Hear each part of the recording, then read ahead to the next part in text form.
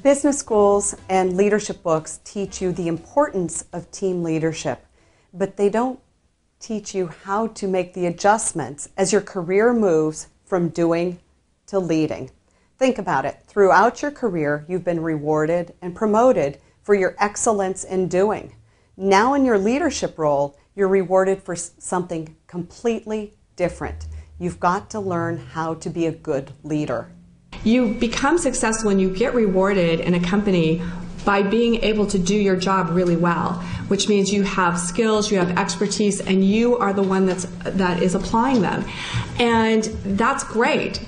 But when you get promoted to into management, you have to stop being the doer and start being the leader. And for some people, that's a very difficult transition to make, because once you're the leader, you have to then paint the vision and help divide up the tasks and delegate them to the people who can most successfully execute.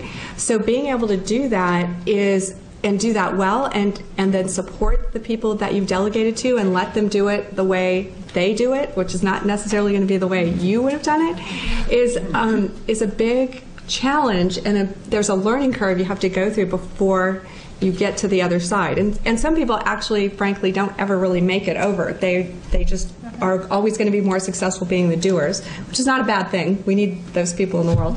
But that is a critical point in determining if you're going to be able to continue to move up the ranks.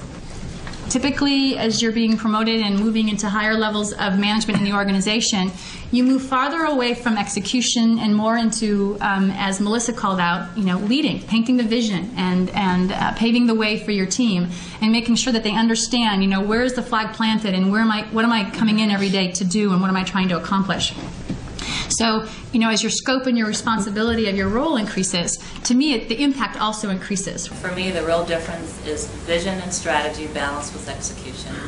And that's the difference, that you really have to know where you're going, you have to be able to communicate it, and you have to deliver, by the way. I just have to make that very clear. You have to deliver.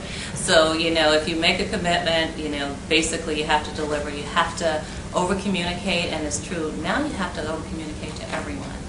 Going from doer to inspirer is really it's a huge thing, and certainly the more experience you gain, the more you can do something, you can get it done quickly, but it does take a lot of restraint, I think, once you get to a senior level, to just kind of work through your people and show them that you're there to support them, but that you're not there to do their job, because I think we all truly believe that you're only as good as your team.